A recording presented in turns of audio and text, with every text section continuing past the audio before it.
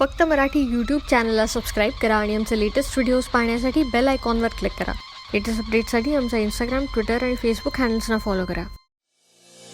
काय खबर काय आहे पृथ्वीच्या तब्येतीविषयी? काही इम्प्रूव्हमेंट आहे का? जरा हॉस्पिटलला फोन करा. दिग्विजय रवाना करू का? हां.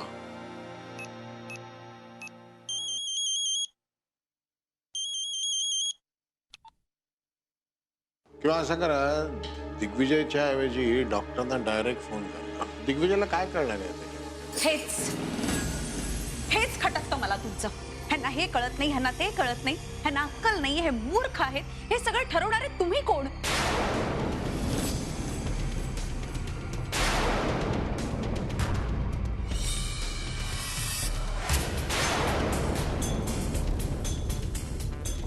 बाई,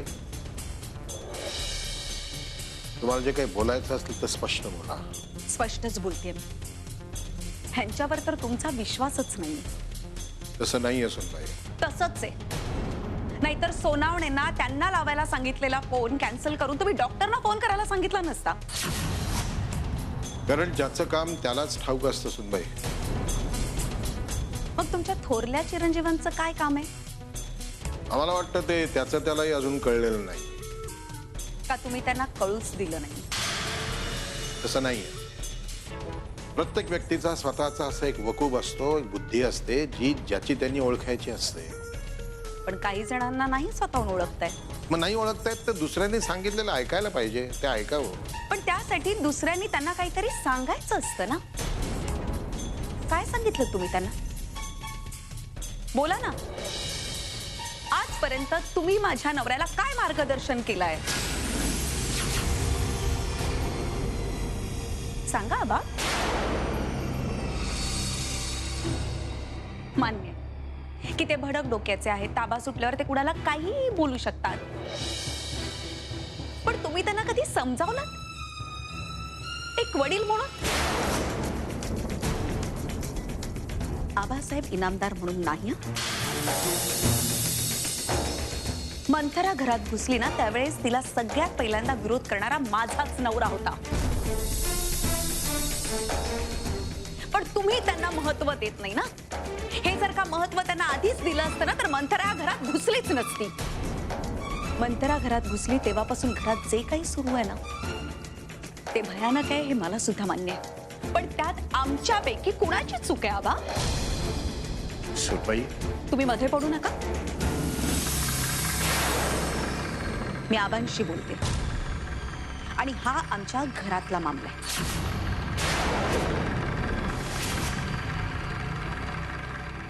आबा मला सांगा, मंथरानं आपल्या घराची जी दशा केली आहे त्या चूक कोणाची? मंथराला तुमच्यावर कुरघोडी करायची होती म्हणून तिने ह्या घरात पाऊल टाकलं. पण ह्या सगळ्यात भरडले आम्ही गेलो, आमची काही चूक नसताना. ह्याचा अर्थ हाच होतो की ह्या सगळ्याला जबाबदार तुम्हीच आहात. तुम्हाला हे मान्य आहे का नाही? बोला ना.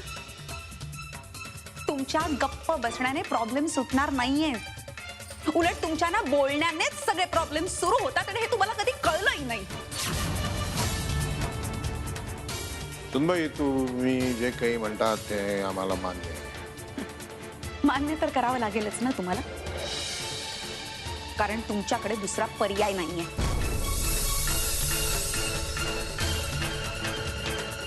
सुनबाई, तुम्हाला काय नेमकं सुचवायचं आहे, काय म्हणायचं आहे? अगो बाई, आबासाहेब इनामदार या घरातल्या कुणाला तरी विचारतायत की तुम्हाला काय म्हणायचंय, काय सुचवायचंय? आम्ही पुन्हा विचारतो, सुनबाई, तुमचं काय म्हणणं आहे? हेच की तुमच्यामुळे आम्ही आज ह्या अवस्थेत आहोत आणि आता तुमची जबाबदारी आहे आम्हाला सगळ्यांना ह्यातनं बाहेर काढायची. आणि जर का तुम्हाला ते जमत नसेल ना तर तुम्ही सांगा, आम्ही माझ्या आईबाबांकडे जाऊ.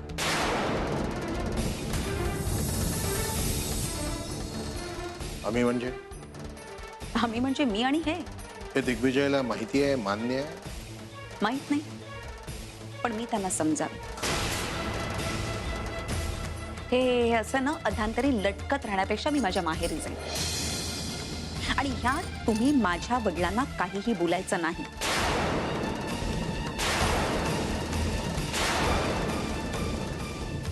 कारण त्यांच्या मुलीसाठी त्यांनी काय करायचं आणि काय नाही हे तुम्ही नाही त्यांना सांगू शकत. तो त्यांचा प्रश्न आहे. हे सगळं आत्ताच सुचलंय सुनबाई का पूर्वीपासूनच तयारी झालेली आहे? तुम्हाला हवं तसं तुम्ही समजा. माझे बाबा तुमच्याकडे येऊन मला इकडे सोडून गेले आणि मला माफी मागायला सांगितले. बाबा तेव्हाच तुम्हाला कळायला पाहिजे होतं की मला ह्या अशा अवस्थेत घरात राहायचं नाहीये.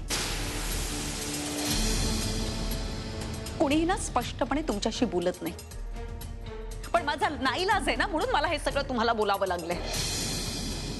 मला माहिती आहे तुम्हाला माझा राग आला असेल, पण मला फरक पडत नाही.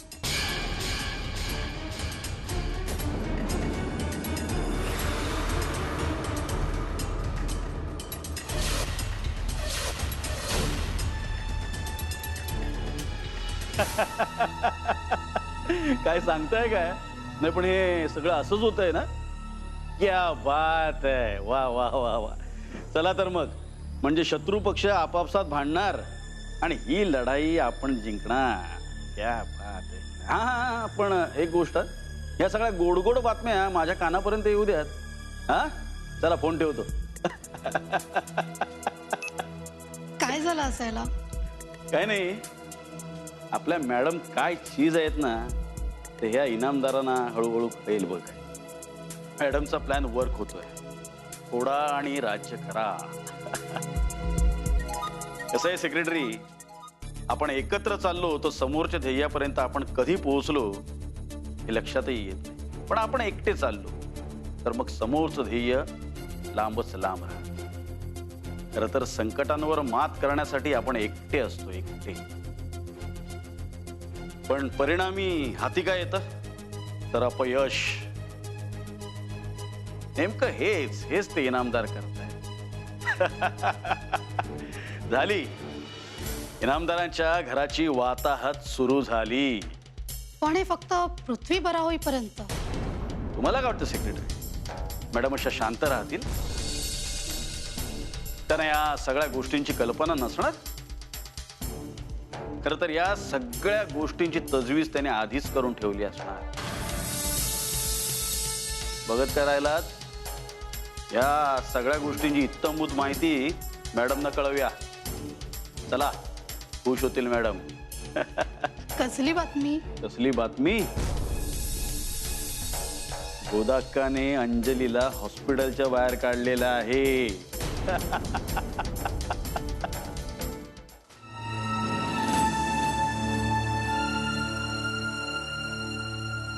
कुठे निघाली स्वारी? जरा घरी जाऊन येतो. घरी? इतक्या अर्जंट? हो, काम तसं अर्जंटच आहे. तुमच्या मुलीला शिंग फुटलेत ना, ती छाटाला चाललोय मी. जावई बापू, आम्हाला काही समजल असं सांगाल का? काय झालं? आत्ता सगळं काही सांगता येणार नाहीये. त्यापेक्षा तुम्ही असं करा, माझ्याबरोबर माझ्या घरी चला. तिथं तुम्हाला सगळं कळेल आणि मी काय करतो ते सुद्धा तुम्हाला कळेल. नाही, त्यापेक्षा तुम्ही असं करा, तुम्ही इथंच थांबा. तुमच्या मुलीला घेऊन मी इथंच येतो. तुम्ही तिला इथंच विचारा आणि इथून डायरेक्ट घरी घेऊन जा तिला.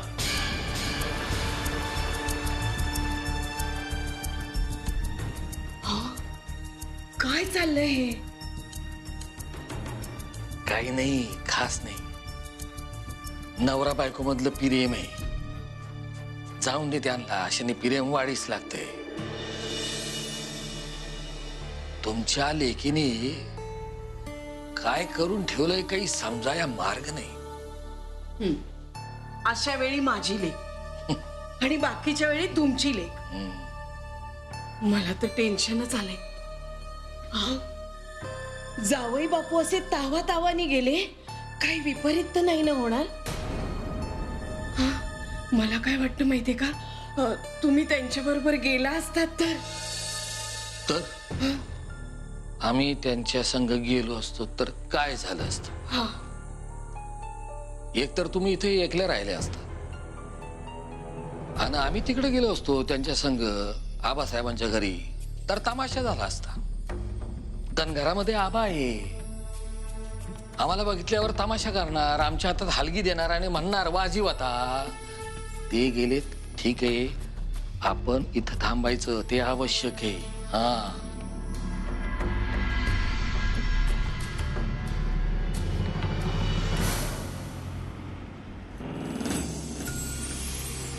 विजया, विजया, काय झालं? अचानक कसे आलात तुम्ही? पृथ्वी भाऊजी बरे आहेत ना? काय म्हणाले डॉक्टर?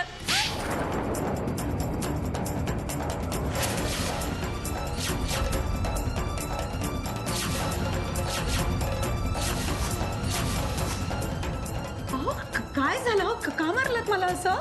तरुण सवरून वर असं विचारायला लाज नाही वाटत तुला? झालंय काय? काय बोललीस तू? हा? काय बोललीस तू आबांना?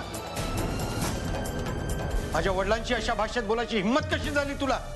अहो पण आजवर आबांशी अशा पद्धतीनं कुणीच बोललेलं नाहीये. तू त्यांची सून असून सुद्धा उर्मटपणानं बोललीस त्यांच्याशी. असं काय करताय? मी जे काही बोलले ते तुमच्यासाठीच बोलले ना आबांशी. तरीही तुला आबांना अशा भाषेत बोलायचा काही एक अधिकार नाहीये. आबा वडील आहेत माझे, वडील. त्यांचा कुणी अपमान केला तर तो मी सहन नाही करू शकत, मग ती माझी बायको का असेना. तुला आबांची माफी मागावी लागेल आता या क्षणी. पण तुझं पण परंतु ऐकायला आलेलो नाहीये मी इथं. आत्ताच्या आत्ता माझ्या बरोबर आबांकडे चल आणि माफी माग त्यांची. मला हे कळत नाहीये की मी जे काही आबांशी बोलले ते तुम्हाला कोणी सांगितलं? विजया, ते महत्वाचं नाहीये. चल माझ्या बरोबर.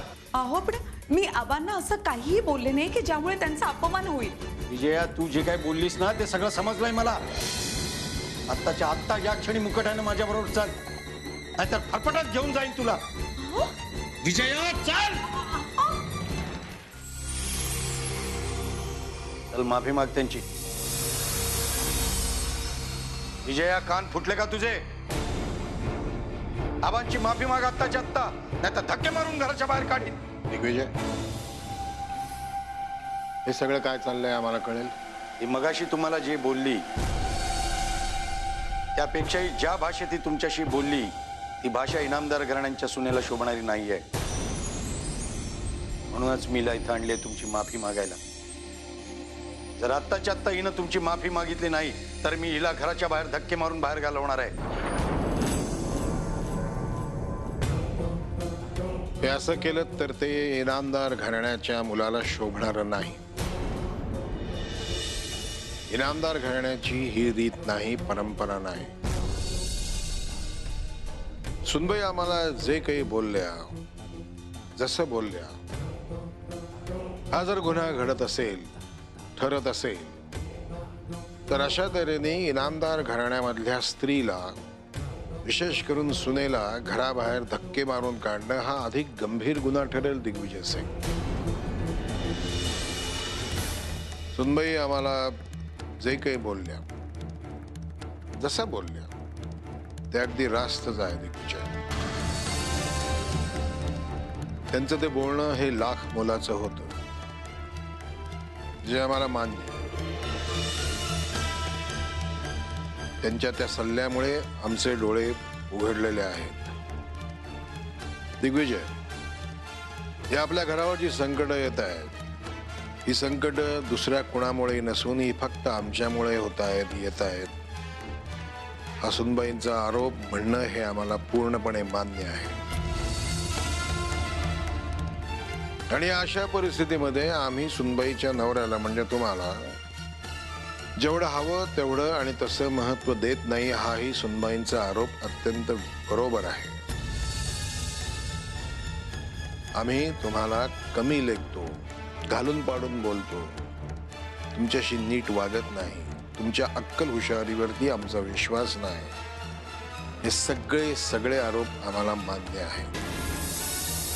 आणि आम्हाला हेही मान्य आहे, जे आम्ही प्रामाणिकपणाने सांगू इच्छितो,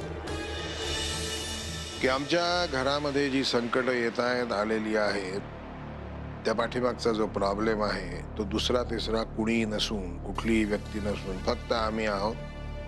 हेही आम्हाला मान्य आहे. आता उगाच आव आणून मला कमी लेखू नका. सुनबाई, आम्ही जे काही सांगतो ते प्रामाणिकपणाने सांगतो. मला माहिती मी तुम्हाला जे काही बोलले ना ते तुम्हीच सगळ्यांना सांगितलंय.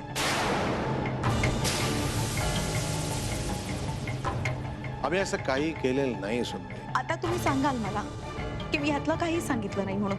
हे बघ विजय, आबांनी मला काही सांगितलेलं नाहीये. त्यांना यातलं काही माहिती नाहीये. मग तुम्हाला कसं कळलं? आकाशवाणी झाली मी काय काय बोलले त्याची. आबा तुम्हाला ठाऊक होतं ह्यांना जर का कळलं ना तर हे माझी खरडपट्टी तरी काढतील, नाहीतर माझी हाकलपट्टी तरी करतील. तरी तुम्ही असं केलं? सुनबाई, जे सत्य आहे ते आम्ही तुम्हाला सांगितलं. आम्ही कुठल्याही प्रकारे दिग्विजयाला काहीही सांगितलेलं नाही. तुम्ही हा जो करता आहात तो आरोप आहे. हा आरोपच आहे. पण मग तो सिद्ध करू शकता का तुम्ही? पण तुम्ही सिद्ध करू शकता की हे सगळं खोटं आहे म्हणून. बोला ना, आता गप्प का? विजया गप्प बस, आता थोबाड फोडून टाकीन.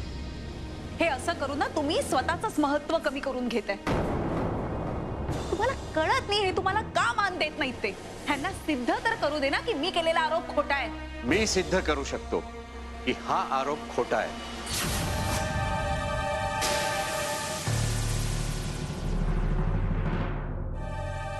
साहेब, माझ्या चुकीमुळंच हे सगळं बोलणं दिग्विजयरावांच्या कानावर पडलं.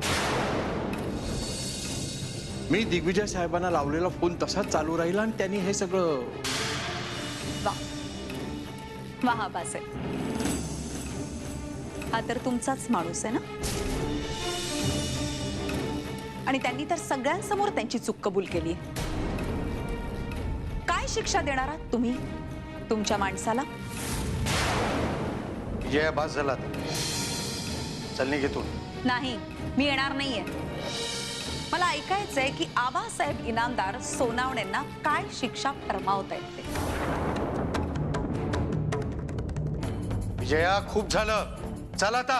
मी सुद्धा तेच सांगतेय की झालं तेवढं खूप झालंय आता. आता नाही.